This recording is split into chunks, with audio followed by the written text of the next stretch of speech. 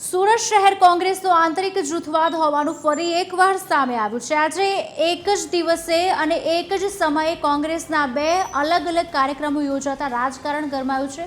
ભટારની કાપડિયાવાડી ખાતે કાર્યકારી પ્રમુખ ઇન્દ્રવદનસિંહ ગોહિલની આગેવાનીમાં નારાજ કોંગીઓનું નવનિર્માણ અભિયાન યોજાયું। કતારગામ ખાતે ખાસ શહેર કોંગ્રેસ પ્રમુખ વિપુલ ઉધનાવાલાની આગેવાનીમાં સમીક્ષા બેઠક યોજાઈ, જેમાં કોર્પોરેશન ચૂંટણીની નિષ્ફળતા અંગે ચર્ચા થઈ। બંને જૂથોએ અલગ અલગ કાર્યક્રમો દ્વારા શહેરમાં પોતાનું શક્તિ પ્રદર્શન કર્યું। સંગઠનમાં હજી क्या પ્રકારની અસરકારકતાની જરૂર છે। વર્તમાન ચૂંટણીના જે પરિણામો આવ્યા છે ચોક્કસ નિરાશાજનક પરિણામો આવ્યા છે, ત્યારે આ પરિણામોનું વિશ્લેષણ શું હોઈ શકે। કોંગ્રેસ પાર્ટી એક પરિવાર છે, પરિવારમાં મતભેદ હોય, વિવાદ હોય એ સ્વાભાવિક છે, પરંતુ સંવાદ ન હોય એ સ્વાભાવિક નથી।